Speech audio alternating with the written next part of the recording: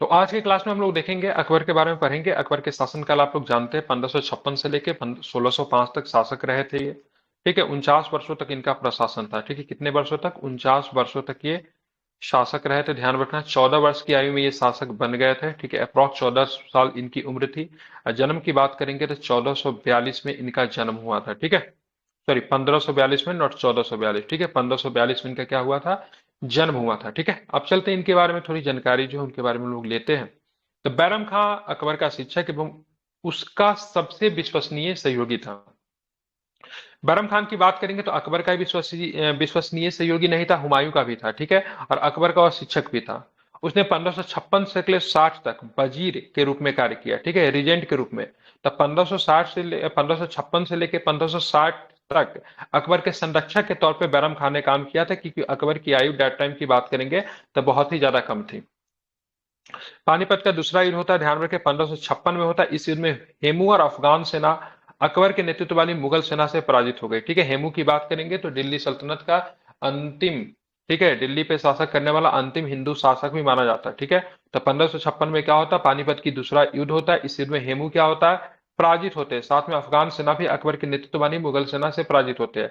हालांकि अकबर जो था इस युद्ध में डायरेक्ट इन्वॉल्व नहीं था, क्योंकि युद्ध से काफी दूर अकबर भी था और साथ में देखेंगे तो बैरम खान भी था। दोनों में से कोई भी नहीं, ठीक है, युद्ध में शामिल था।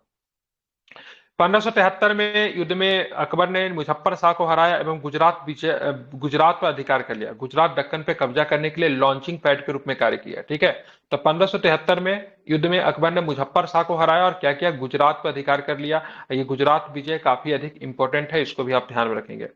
एक हल्दी घाटी का युद्ध होता है 1576 में। देखो हल्दी घाटी का युद्ध होता है। अकबर ने हल्दी घाटी के युद्ध में निर्णायक जीत हासिल की। ठीक है, इस युद्ध में महाराणा प्रताप को मान सिंह ने नेतृत्व वाली मुगल सेना के द्वारा गंभीर रूप से पराजय का सामना करना पड़ा। ठीक है, तो हल्दी घाटी के युद्ध की बात करेंगे 1576 में हुआ था। मुगल सेना और साथ में कौन थी?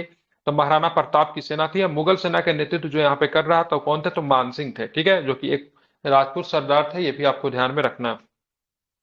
अब आते अकबर के प्रशासन के बारे में हम लोग जानेंगे। तो ये कई बार प्रश्न पूछा है, अकबर के साम्राज्य के कितने प्रांतों या फिर कितने सूबों में विभाजित किया गया था? तो 12 है। कितने हैं? तो क्या बताएंगे? 12। ठीक है, 12 सूबों में क्या किया गया था? विभाजन किया गया था, ये भी आपको ध्यान में रखना है। जिनमें से प्रत्येक के लिए एक दीवान, बख्शी, सद्र और काजी का प्रावधान किया गया था, जो अपने केंद्रीय समकक्षों के समान कार्य करते थे। प्रांतों को पुनः सरकार एवं परगना में विभाजित किया गया था। ठीक है, तो ध्यान में रखना, प्रांतों को 12 सूबों प्रांतों में विभाजित किया गया। प्रत्येक के लिए एक दीवान थे, बख्शी थे, सद्र थे, काजी थे, ध्यान में रखना है। और यहाँ पे, ठीक है, और साथ में आपको ध्यान में रखना, प्रांतों को पुनः सरकार में विभाजित किया गया था, फिर सरकार एवं परगना परगना में विभाजित किया गया था प्रांतों को। ठीक है, तो सबसे पहले क्या होता? सूबा होता था, फिर सरकार, फिर परगना। इसको आपको ध्यान में रखना है। अब तो सूबा की बात करेंगे। सूबा क्या था? तो सूबा आप देखोगे तो सूबा का जो एक तरह का प्रांत होता था। सूबा मतलब समझ लिए राज्य। सूबा का मतलब क्या हो गया? राज्य हो गया। ठीक है, उसके बाद सरकार होता था। सरकार जिला का जैसा कार्य करता था। अभी वर्तमान स्वरूप में आप जिला जानते हो, उसी तरह से सरकार वहां पे हुआ करती थी, क्योंकि राज्य का बंटवारा अभी भी जिला में, उस समय सूबा का बंटवारा जिलों में हुआ करता था। इसका नेतृत्व जो था सूबेदार करता था, जो कानून एवं व्यवस्था के लिए जिम्मेदार था, सूबेदार। दीवान क्या करता है? राजस्व का प्रबंधन करता था। निगरानी वसूली की निगरानी तथा कृषि को बढ़ावा देने का काम जो था किनका था? तो दीवान का था। राजस्व विभाग के माध्यम से किसानों को तकावी ऋण की सुविधा दी गई थी। ठीक है, तकावी ऋण कौन सा ऋण होता है? तो किसानों को खेती करने के लिए पहले से जो ऋण दे देते थे, उनको तकावी ऋण कहते थे। ठीक है, बख्शी की बात करेंगे तो घोड़ों तथा सैनिकों का मतलब क्या करता था? तो बख्शी जो था देख रेख करता था। ठीक है, सद्र की बात करेंगे तो ये भी आपके सूबा में होते थे। सद्र जो थे धार्मिक एवं न्यायिक मामलों में देख रेख करने वाली केंद्रीय सत्ता का प्रतिनिधित्व करता था। ठीक है, तो सूबा में जो अधिकारी जो थे, सबसे बड़े अधिकारी सूबेदार होते थे, जो कि कानून व्यवस्था के लिए जिम्मेदार होता था। दीवान की बात करेंगे तो राजस्व व्यवस्था को संभालता था। राजस्व विभाग के माध्यम से किसानों को तकावी ऋण भी दी जाती थी। बख्शी की बात करेंगे, घोड़ों तथा सैनिकों की देखरेख करता था। और सद्र की बात के सद्र धार्मिक एवं न्यायिक मामलों को देखरेख करने वाली केंद्रीय सत्ता का प्रतिनिधित्व करती थी। अब आते जिला की बात करेंगे। जिला जिसको सरकार कहते थे, इसका जो प्रमुख जो था उसको फौजदार कहते थे, जो विद्रोह एवं कानून व्यवस्था से संबंधित समस्याओं का समाधान करता था। निवासियों की रक्षा करने के साथ साथ राजस्व भी संग्रह करता था। ठीक है, तो इनका प्रशासन के अलावा राजस्व संग्रह करने का भी मतलब क्या है? अधिकार इसके पास था। हालांकि वहां पे अमल गुजार होते थे, ठीक है। अमल गुजार की बात करेंगे या फिर आमिल की बात करेंगे, तो सबसे महत्वपूर्ण राजस्व संग्रह करता था। एक अच्छे आमिल से हमेशा अपेक्षा की जाती थी कि वह कृषि के अंतर्गत, ठीक है, वह कृषि के अंतर्गत भूमि में वृद्धि करे एवं कृषकों को बिना किसी दबाव के स्वेच्छा से राजस्व का भुगतान करने के लिए प्रेरित करे। ये काम किसका था? ये काम था अमल गुजार का था, जिनको हम लोग क्या बोलते थे? जिनको हम लोग आमिल भी बोलते थे, ठीक है। अब आते हैं परगना की बात करेंगे, तो इसका प्रमुख सिकदार होता था। परगना का प्रमुख कौन होता था? सिकदार होता था। परगना को आप लोग ब्लॉक स्तर पे आप लोग देख सकते हैं, ठीक है, ध्यान में रखेंगे। तो परगना का जो प्रमुख जो होता था सिकदार होता था, ध्यान में रखेंगे, जो कि कार्यकारी अधिकारी होता था, जो राजस्व संग्रह में अमल गुजार की सहायता करता था, ठीक है। तो राजस्व संग्रह में अमल गुजार की सहायता करता था। अमल गुजार कहाँ पे होता था? जिला में होता था, लेकिन राजस्व तो परगना से भी जाएगा। तो सिकदार जो था अमल गुजार को क्या करता था? सहायता करता था। कानूनगो की बात करें, भूमि अभिलेखों को देख रेख करता था, उसको कानूनगो बोलते थे, अभी भी ये पद होता था, ठीक है, ध्यान में इसको रखना है। ध्यान में रखना है। तो क्या होता था? अभिलेखों का रख रखाव करता था। कोतवाल की बात करेंगे तो कानून एवं व्यवस्था बनाए रखना जो किसका काम था? तो कोतवाल का काम था, ठीक है, परगना में। अब सबसे नीचे जो था क्या था? गांव था। गांव का प्रमुख जो था मुकद्दम होता था, ध्यान रखिएगा, ठीक है। ग्राम का प्रधान होता था। 68वीं बीपीएससी में प्रश्न पूछा था इसको लेकर, ठीक है। मुकद्दम की बात करेंगे, ध्यान में कहीं कभी चौधरी भी दिया रहता है, ठीक है। ये गांव का मतलब क्या होते थे? प्रधान होते थे, ध्यान में रखने के। पटवारी गांव के अभिलेख का प्रबंधन करता था। जमींदार कानून एवं व्यवस्था तथा राजस्व संग्रह में सहायता करता था। जमींदार किलादार द्वारा किलों का प्रशासन किया जाता था, ठीक है। तो इस तरीके से अकबर के समय में 12 सूबा थे। सूबा की बात करेंगे तो ध्यान में रखेंगे, सूबा जिसको प्रांत कहते थे, वो सरकार मतलब जिला में विभाजित था। सरकार की बात करेंगे परगना में विभाजित था। परगना की बात करेंगे तो गांव में विभाजित था। इसको आपको ध्यान में रखना है, ठीक है। ये हो गए। आप हम चलेंगे भू राजस्व की नीति की बात करेंगे। तो भू राजस्व व्यवस्था में राजस्व संग्रहण के दो चरण शामिल होते थे, ठीक है। तो भू राजस्व व्यवस्था में राजस्व संग्रहण के कितने चरण है? तो ध्यान रखें, दो चरण शामिल होते थे। दो चरण कौन सा है? तो एक होता था आकलन होता था। आकलन, मान लीजिए आकलन हमने किया, हमारा मान लीजिए ये 1 बीघा खेत है, ठीक है। ऐसे आकलन किए से यहाँ से 500 रुपये आने होनी चाहिए, ठीक है। हो सकता है आकलन से ज्यादा भी आ जाए, 600 आ जाए, और हो सकता है आकलन से मतलब कम भी आ जाए, 450 भी आ जाए, ठीक है। तो भू राजस्व व्यवस्था में दो चरण शामिल होते, तो पहले आकलन किया जाता कितना आ सकता है, और फिर देखा जाता है वास्तविक संग्रह कितना हुआ, मतलब कितना हासिल हुआ वो भी देख सकते हैं, ठीक है। जब्ती प्रणाली की बात करेंगे तो शेर शाह के द्वारा लागू किया गया था एवं अकबर के द्वारा अपनाया गया था। बहुत सुंदर प्रश्न है। तो ये इसने जो जब्ती प्रणाली को जो इसने अपनाया, ठीक है, अकबर ने जो अपनाया, किसके द्वारा लागू किया गया था? तो ध्यान में रखेंगे, शेर शाह सूरी के द्वारा इसे लागू किया गया था, ठीक है। यह नीति राजा टोडरमल से जुड़ी हुई थी। इसे प्राय टोडरमल बंदोबस्त भी कहा जाता है, ठीक है, क्योंकि राजा टोडरमल से नीति जो थी जुड़ी हुई थी, ठीक है। अब यहाँ पे ये प्रश्न पूछा गया जाता, अकबर ने दशहाला प्रणाली को कब अपनाया? ठीक है, तो ध्यान रखें, अकबर ने दशहाला प्रणाली को कब अपनाया? तो इसको आपको ध्यान में रखना है, कब अपनाया? 1580 में। 1580 में प्रारंभ की गई दशहरा प्रणाली में स्थानीय कीमतों को ध्यान में रखते हुए पिछले 10 वर्षों की औसत उपज के आधार पर राजस्व की गणना की जाती थी। मतलब मान लीजिए किसी साल में 500 रुपया मान लीजिए खेत से आ रहा है, ठीक है, किसी में 400 आ रहा है, किसी वर्ष में 700 आया, किसी वर्ष में 300 ही आया, ठीक है। तो 10 सालों तक का मतलब एक डाटा तैयार किया जाता था और उसका एवरेज निकालते थे, और उसी के आधार पर मतलब उसकी कीमत तय कर दी जाती थी। इसको दशहरा प्रणाली कहते थे, ठीक है। एक जैसे उत्पादकता वाले परगना को विशिष्ट आकलन मंडलों में विभाजित किया गया था। भूमि को उनके संबंधित आकलन दरों के साथ निम्नलिखित वर्गीकृत किया गया था, ठीक है। पोलज की बात करेंगे तो पोलज में क्या होता था? लगभग प्रत्येक वर्ष में कृषि होती थी। पोलज में काफी अधिक उपजाऊ था, ठीक है। प्रति की बात की गैर कृषि भूमि थी, यहाँ पे खेती होती ही नहीं थी। चाचर की बात करेंगे तो 2 से 3 वर्षों तक कृषि न की गई भूमि थी, मतलब 2 से 3 वर्षों तक वहां पे कृषि नहीं हुई है, ठीक है। अब बंजर की बात करेंगे तो ध्यान रखिएगा, 5 वर्षों से अधिक तक समय में कृषि न की गई भूमि को बंजर कहते थे, ठीक है। तो 4 प्रकार के भूमि था।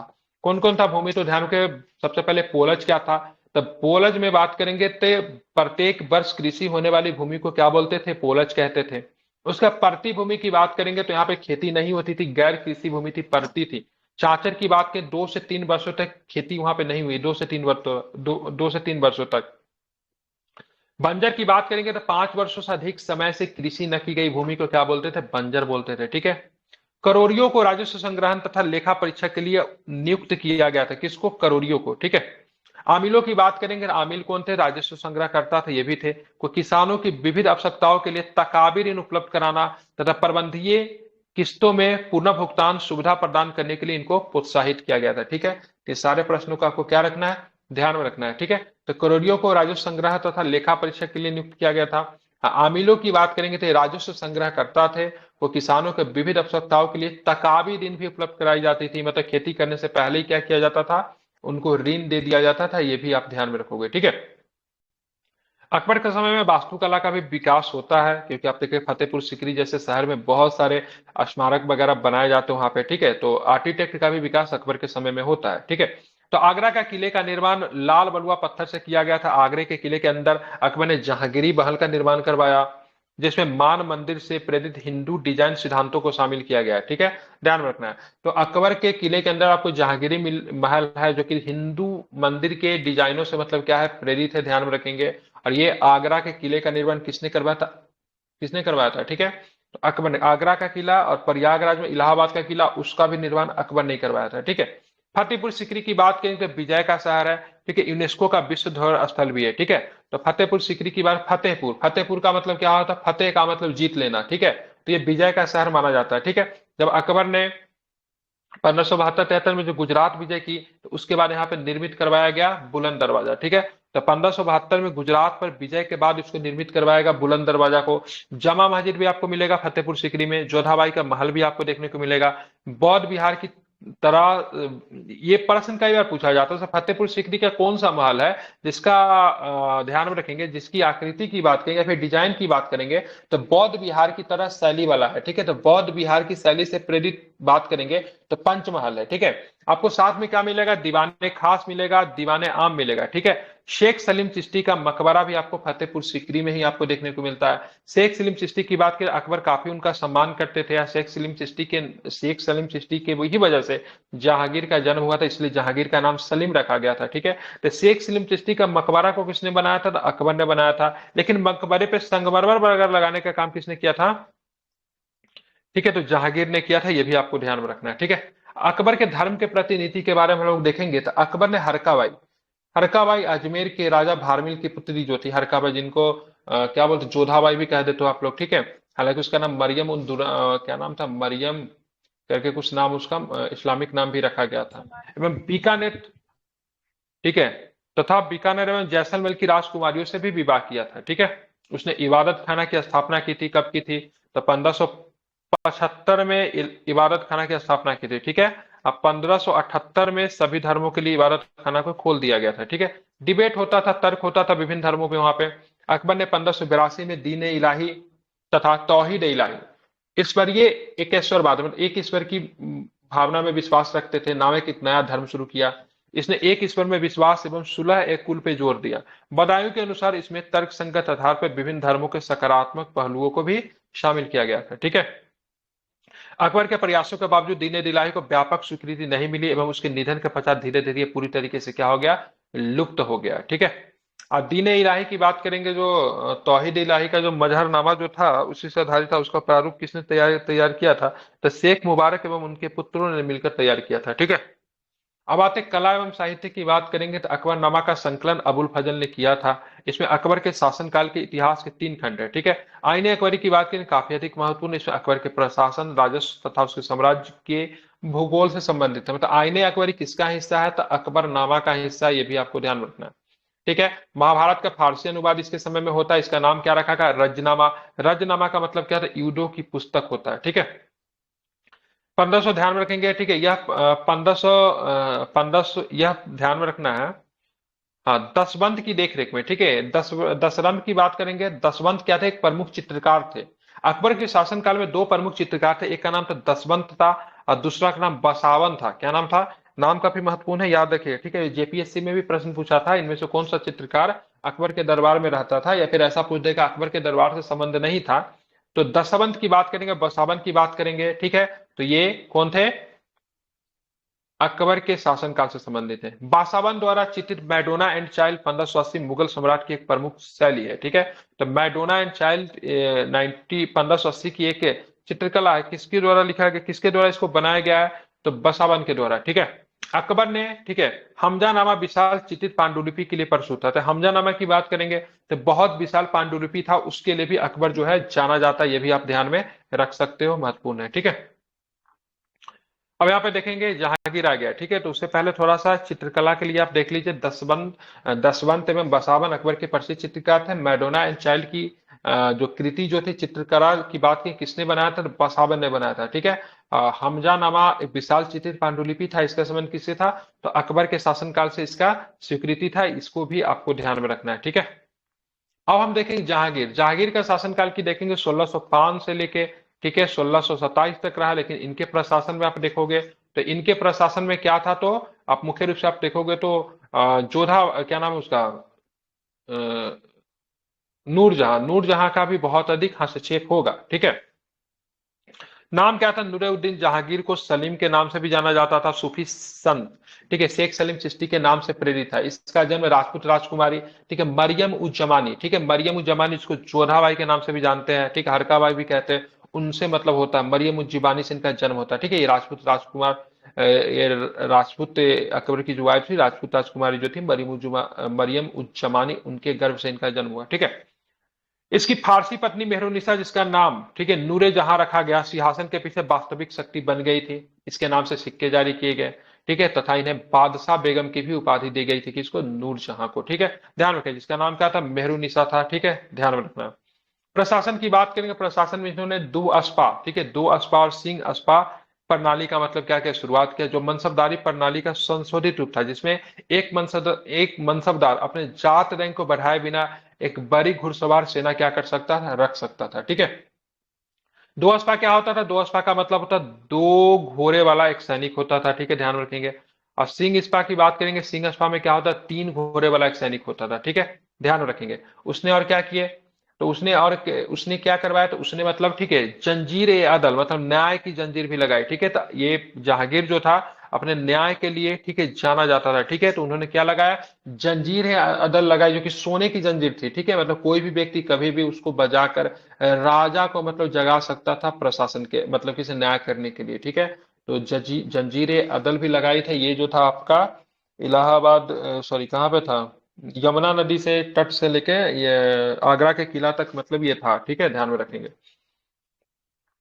आप देखें कला एवं साहित्य की बात करें, मोती मस्जिद का निर्माण जहांगीर ने लाहौर में करवाया, पूछा जाता है, ठीक है। तो जहांगीर ने लाहौर में जिस मस्जिद का निर्माण करवाया था उसका नाम क्या है? मोती मस्जिद। शालीमार उद्यान की बात करेंगे, कश्मीर में आपको शालीमार उद्यान मिलता है, ठीक है, उसका भी निर्माण जहांगीर के शासनकाल में हुआ था, काफी अधिक महत्वपूर्ण है। जहांगीर ने शासनकाल में मुगल चित्रकला में उच्चतम स्तर में प्रकृतिवाद और वैज्ञानिक सटीकता प्रदान की गई, ठीक है। इसीलिए आप बात करोगे तो ये जहांगीर का जो शासनकाल जो था उसको चित्रकला का मतलब क्या माना जाता है? तो स्वर्ण युग माना जाता है, ठीक है। चित्रकला इसके समय में काफी अधिक फला फूला था। ये विशेष रूप से पोर्ट्रेट शैली में रुचि रखता था, तथा इन्होंने अपने शासनकाल के दौरान चित्रों में, ठीक है, हेलोस, सिर के पीछे गोलाकार दिव्य प्रकाश का उपयोग किया, ठीक है। इसने इसके शासनकाल में मुरक्का मतलब एल्बमों में लगाए जाने वाले व्यक्तिगत चित्र जो थे लोकप्रिय हो गए, ठीक है। और इसने अपनी आत्मकथा लिखी, इसने अपनी आत्मकथा फारसी में लिखी, जिसका नाम क्या था? तुजक ए जहांगीरी, ठीक है। और तुजक ए बाबरी की बात करेंगे तो वो आत्मकथा बाबर के द्वारा लिखा गया था, और वो लिखा गया था किसने? तुर्क भाषा में ही लिखा गया था। लेकिन तुजक ए जहांगीरी की बात करेंगे तो इसने अपनी आत्मकथा लिखी किसमें? फारसी में। लेकिन ये अपने आत्मकथा को पूरा नहीं कर पाता है, ठीक है। इसको पूरा करने का श्रेय मोतबिद खान को जाता है, ठीक है। मोतबिद खान एक लेखक थे, उनको इसको पूरा करने का श्रेय किसे जाता है? मोतबिद खान को जाता है, ये भी आपको ध्यान में रखना है, ठीक है। प्रशासन 1600, ध्यान रखेंगे कब तक? 1605 से लेकर 1627 तक था। लेकिन इनके प्रशासन में नूरजहां का भी एक बड़ा रोल था। नूरजहां का बहुत अधिक दबदबा था दरबार में दैट टाइम, ठीक है। अब आते शाहजहां, ठीक है। उसके बाद शासक कौन बनेगा? शाहजहां बनेगा, जिसको हम लोग ध्यान रखें खुर्रम के नाम से भी जानते हैं, ठीक है। इसके शासनकाल में मुगल अपनी स्थापत्य कला में सांस्कृतिक गौरव के शिखर पे पहुंच गए, ठीक है। प्रिंस ऑफ बिल्डर्स के नाम से जाना जाता है, क्योंकि इनके शासनकाल में क्या था? बहुत अधिक आप देखोगे तो भवनों का निर्माण वगैरह करवाया गया, ठीक है। तो स्थापत्य कला का मतलब काफी स्वर्ण युग माना जाता है, ये भी आपको ध्यान में रखना है, ठीक है। दक्कन में शाहजहां ने अहमदनगर, बीजापुर और गोलकुंडा के विरुद्ध अभियान किया, ठीक है। तो दक्कन में शाहजहां ने अहमदनगर, बीजापुर और गोलकुंडा के विरुद्ध जो था इन्होंने क्या किया? अभियान किया। उत्तरी पश्चिम में शाहजहां का उजबेगों से बल्क प्राप्त करने का अभियान असफल रहा और कंधार सफाविदों के नियंत्रण में चला गया, ठीक है। तो कंधार तो जहांगीर के शासनकाल में निकल गया था, लेकिन पूरी तरीके से, ठीक है, शाहजहां के शासनकाल में, ठीक है, कंधार जो था सफाविदों मतलब सफाविद जो थे ईरान के शासक थे, उनके हाथों में चला गया, ठीक है, ध्यान में रखेंगे, ठीक है। अफगान सरदार जहान खान, सॉरी, अफगान सरदार खान जहां लोदी ने विद्रोह कर दिया, लेकिन वो पराजित हो गया था। ठीक है, इसने बुंदेलों को भी पराजित किया तथा ओरछा पे नियंत्रण स्थापित कर दिया। ठीक है, तो ये इसके जो योगदान जो थे शाहजहां के, ये प्रशासन के क्षेत्र में थे। अब प्रशासन से संबंधित और भी कुछ प्रश्न उस पर देखेंगे। इसके दौरान मनसबदारों की संख्या में असाधारण वृद्धि हुई, जिससे राज्य के राजस्व का 3/4 से अधिक हिस्सा इन पे खर्च हो जाता था। ठीक है, तो काफी अधिक मतलब मनसबदारों की संख्या में वृद्धि हो जाती थी, जिनसे राज्य के राजस्व का 3/4 से, मतलब 4 रुपए में से 3 रुपया जो था इनके ऊपर खर्च हो जाता था। अब बात करेंगे इसने मतलब क्या किया, तो इन्होंने मतलब संपूर्ण उच्चतम रूप से सिजदा सिजदा प्रणाली जो था, सिजदा प्रणाली जो पूर्ण साष्टांग प्रणाम जो करना पड़ता था, उसके जगह पे ताहर तस्लीम, ठीक है, चाहर तस्लीम मतलब 4 बार किए जाने वाला नमस्कार का तरीका, एवं ध्यान जमीन बोस, ठीक है, जमीनों को चूमना मतलब जो था लागू किया। मतलब सिजदार पबोस प्रथा जिसकी शुरुआत बलबन ने की थी, उसको शाहजहां ने क्या किया, समाप्त कर दिया। उसी के 4 तस्लीम मतलब 4 बार ऐसे ऐसे ऐसे से नहीं करते हैं। ठीक है, आपने देखा होगा मूवी वगैरह में 4 बार नमस्कार करने की प्रथा को लेकर आए। जमीन बोस मतलब जमीन को चूमने की प्रथा को लागू किया। पैबोस में क्या होता था, पैबोस में राजा का मतलब पैर चूमना पड़ता था, सिजदा में उनको झुककर साष्टांग मतलब प्रणाम करना पड़ता था। उसके जगह पे इसने क्या किया था, इसने जमीन बोस और साथ में चाहर तस्लीम प्रथा की भी मतलब शुरुआत की। ठीक है, बात करेंगे इसके शासनकाल में और क्या होता है। शाहजहां के शासनकाल में मुगल साम्राज्य अपने वास्तुकला के शिखर पे मतलब क्या थे, पहुंच गई थी। क्या हुआ, तो 1631 में शाहजहां की पत्नी मुमताज महल, जिसको अर्जुमंद बानो बेगम के नाम से भी जाना जाता था, की याद में ताजमहल का निर्माण शुरू कराया गया, जो कि 1631 में शुरू होता है। और कब बनता है, तो 1648 में बन के पूरा होता है। ठीक है, बस 17 वर्ष लग गए ताजमहल के बनने में। कितने वर्ष लग गए, 17 वर्ष जो थे ताजमहल के बनने में क्या होते, लग जाते हैं। ठीक है, ध्यान रखेंगे। ठीक है, शाहजहां के शासनकाल में मस्जिद निर्माण में क्या होते हैं, वृद्धि होती है। उल्लेखनीय है कि निर्माण कार्यों में शामिल आगरा में मोती मस्जिद, ठीक है, ध्यान, लाहौर का मोती मस्जिद जहांगीर ने, आगरा में मोती मस्जिद ध्यान में रखेंगे शाहजहां ने। ठीक है, और पूछेगा दिल्ली में मोती मस्जिद का निर्माण किसने करवाया था, दिल्ली में मोती मस्जिद का निर्माण औरंगजेब ने करवाया था। ठीक है, ये आगरा में जो मोती मस्जिद है पूर्ण रूप से सफेद संगमरमर से निर्मित है। ठीक है, शीश महल एवं मुसम्मन बुर्ज तथा दिल्ली में जमा मस्जिद का निर्माण लाल पत्थर से किया गया। ठीक है, शाहजहां के शासनकाल में लाल किला का चरमोत्कर्ष देखा गया, जिसमें दिल्ली के लाल किला भी शामिल है। ठीक है, शाहजहां ने एक नगर बसाया जिसको बोलते हैं शाहजहानाबाद, शहर की स्थापना किया। लाहौर में शालीमार बाग के निर्माण का श्रेय भी इसी को दिया जाता है। ठीक है, अगर पूछेगा कश्मीर में शालीमार बाग किसने बनाया, तो कश्मीर का शालीमार बाग की बात करेंगे तो जहांगीर के शासनकाल में बना था। लेकिन लाहौर में किसने बनाया, तो लाहौर में किसने बनाए थे, तो लाहौर में, ठीक है, शाहजहां ने बनवाए थे। ठीक है, दिल्ली के लाल किले में दीवाने खास में प्रसिद्ध क्या था, तो वहां पे मयूर सिंहासन शाहजहां के द्वारा बनाया गया था। तो शाहजहां के द्वारा बनवाया गया था मयूर सिंहासन। ठीक है, जिसकी बनाने का श्रेय किसे जाता है, तो बेबादल खान को जाता है। किसे जाता है, तो बेबादल खान को मयूर सिंहासन बनाने का, ठीक है, श्रेय जाता है, ध्यान में रखेंगे, बेबादल खान को। लेकिन जब यहाँ पे नसुद्दीन महमूद किसके सॉरी 1398 में, 1739 में जब नादिर शाह का आक्रमण होता मोहम्मद शाह के शासनकाल में, तो साथ में अपने साथ मयूर सिंहासन को उठाकर भी ले जाते हैं। इनायत खान ने एक पुस्तक लिखी जिसका नाम था शाहजहांनामा। शाहजहां के शासनकाल का चरित्र इतिहास जो है इस पुस्तक में आपको देखने को मिलेगा। शाहजहां के दरबारी इतिहासकार की बात करेंगे तो अब्दुल हमीद लाहौरी, अब्दुल हमीद लाहौरी ने बादशाहनामा, ठीक है, शाहजहां के शासनकाल के आधिकारिक इतिहास के रूप में लिखी गई कृतियों का सचित्र रचना की है। ठीक है, किसने, तो अब्दुल हमीद लाहौरी ने। ठीक है, इनायत खान ने कौन सी किताब लिखी, तो इनायत खान ने लिखा कौन सा किताब, तो ध्यान रखेंगे क्या नाम था उसका, शाहजहांनामा। ठीक है, ध्यान में रखना है। कल के क्लास में हम लोग पढ़ेंगे औरंगजेब पढ़ेंगे। ठीक है, कल के क्लास में हम लोग क्या पढ़ेंगे, औरंगजेब पढ़ेंगे। ठीक है, कल आप लोग क्या कीजिएगा, औरंगजेब पढ़ कर आइएगा। कल आपका मुगल क्या हो जाएगा, समाप्त हो जाएगा। ठीक है, तो कल सभी लोग क्या पढ़ेंगे, क्या पता आजकल सब गैप कहाँ रहते हैं। ठीक है, तो औरंगजेब कल के क्लास में सभी लोग पढ़ कर आइएगा, इंपॉर्टेंट है। तो हम लोग जहाँ शाहजहां तक पहुंच गए, कल के क्लास में सभी लोग औरंगजेब पढ़ कर आइएगा। यहीं से क्या करेंगे, हम लोग क्लास को कंटिन्यू करेंगे। ठीक है।